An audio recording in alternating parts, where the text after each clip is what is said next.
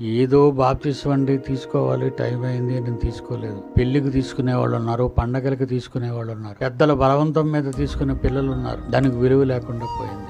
విలువ లేకుండా చేసేసారండి. మత మార్పిడి అని పేరు పెట్టేసి అసహ్యంగా మార్చేశారండి దాన్ని. అది ఒక నూతన జన్మని మాత్రం ఆ జన్మకున్న గొప్పతనాలన్నీ చెప్పలేరు గనుక ఈ వ్యవస్థ ఏదో నీళ్లలోకి వెళ్తున్నావు, నిన్నేదో ముంచేశారు అనుకుంటున్నావు. అసలు నీకు అర్థం కాలేదు. అది నువ్వు బాప్తీసానికి ముందే అర్థం కాదు ఇదంతా.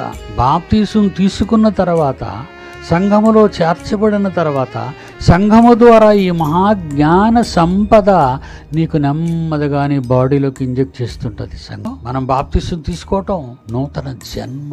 మృత్యు తర్వాత ఏదైతే పొందుతావు అనుకుంటున్నావో అది నీకు కన్ఫామ్ న్యూ లైఫ్, క్రొత్త జీవితం. అది లోకం చావు తర్వాత చూడకుండా పోతుంది. మనము చావుకు ముందే లోకంలో క్రొత్త జీవితంలో ప్రవేశించేసాం. బాప్తిస్మంలో ఒంటుకున్న మురికి వదలగొట్టుకోవడానికి కాదు, శరీర మాలిన్యము తీసివేసుకున్నటకు కాదు. 1 పేతురు 3:21. దానికి సాదృశ్యమైన బాప్తిస్మము ఇప్పుడు మిమ్మును రక్షించుచున్నది. ఎలా అంటే అది అనగా నీ ఒంటుకున్న మురికిని వదలగొట్టుకోవడానికి నువ్వు నీళ్ళలోకి దిగలేదు. నీ ఒంటుకున్న మురికిని వదలగొట్టుకోవడానికి దిగలేదు. శరీర మాలిన్యము మురికి తీసివేసుకున్నటకు కాదు. యేసుక్రీస్తు పునరుద్ధానం మూలముగా చావుని జయించిన గొప్ప మహా ఉన్నతమైనది. శరీర మాలిన్యము తీసుకువేసుకున్నట కాదు.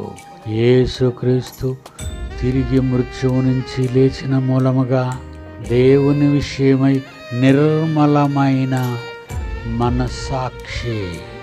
యేసుక్రీస్తు పునరుద్ధాన మూలముగా దేవుని విషయము నిర్మలమైన మనస్సాక్షినిచ్చు ప్రత్యుత్తరమే.